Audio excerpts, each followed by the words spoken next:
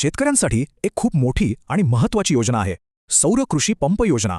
आणि आज आपण याच योजनेबद्दलच्या एका महत्त्वाच्या शासन निर्णयावर म्हणजे जीआरवर सविस्तर बोलणार आहोत. आता हा आकडा बघा जरा, 388,51,39,39,000 रुपये. जबरदस्त रक्कम आहे नाही का? पण प्रश्न हा आहे की एवढा मोठा निधी नक्की कशासाठी मंजूर झालाय? नाही, ही काही लॉटरी वगैरे लागलेली नाही, तर ही आहे महाराष्ट्र शासनाची थेट आपल्या शेती क्षेत्रातली एक प्रचंड मोठी गुंतवणूक. चला तर मग या गुंतवणुकीबद्दल आणखी जाणून घेऊया. तर सगळ्यात आधी हे समजून घेऊ की ही मागेल त्याला सौर कृषी पंप योजना म्हणजे नेमकं आहे तरी काय. तर बघा, मागेल त्याला सौर कृषी पंप ही शेतकऱ्यांसाठी एक जबरदस्त योजना आहे. सोप्या भाषेत सांगायचं तर या योजनेतून शेतकऱ्यांना असे सौर पंप मिळतात ज्यांना पारंपरिक विजेची म्हणजे ग्रीडची गरजच लागत नाही. आणि गंमत म्हणजे या सगळ्यासाठी जो पैसा लागतोय ना, तो एशियन इन्फ्रास्ट्रक्चर इन्व्हेस्टमेंट बँक म्हणजे AIB कडून घेतलेल्या कर्जातून आलेला आहे. हा त्यातला राज्य सरकारचा वाटा आहे. ओके, तर पैसा मंजूर झाला, योजना काय आहे ते कळलं, पण हा पैसा शेतकऱ्यांपर्यंत पोहोचणार कसा? म्हणजे या सगळ्यात कोण कोण सामील आहे आणि कोणाचं काय काम आहे? चला तेच आत्ता पाहूया. इथे बघा, सगळं अगदी सोपं करून दिलं आहे. राज्य सरकारचं काम आहे निधी वाटप करणं. पैसा कुठून येतोय?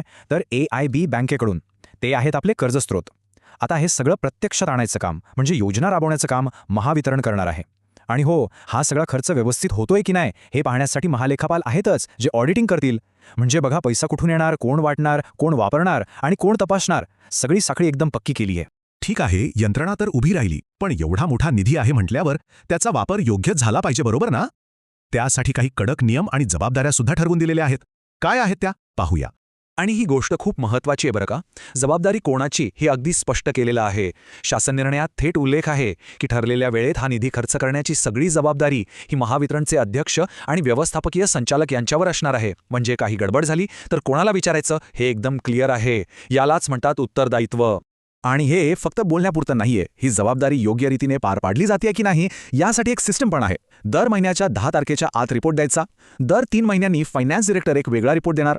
निधी खर्च करायला 2025-26 पर्यंतची डेडलाईन आहे. आणि सगळ्यात महत्त्वाचं, हिशोबाचे कागदपत्र महालेखापालांच्या ऑडिटसाठी नेहमी तयार ठेवावे लागतील. म्हणजे थोडक्यात काय, तर संपूर्ण प्रक्रियेत पारदर्शकतेला खूप महत्त्व दिलेलं दिसतंय. तर आपण आकडे पाहिले, नियम पाहिले, सगळी प्रक्रिया समजून घेतली, पण या सगळ्याच्या पलीकडे जाऊन एक महत्त्वाचा प्रश्न उरतो की हे 388 कोटी रुपये महाराष्ट्रातल्या शेतकऱ्यांच्या आयुष्यात खरंच किती आणि कसा बदल घडवतील. हा एक विचार करण्यासारखा मुद्दा आहे, नाही का?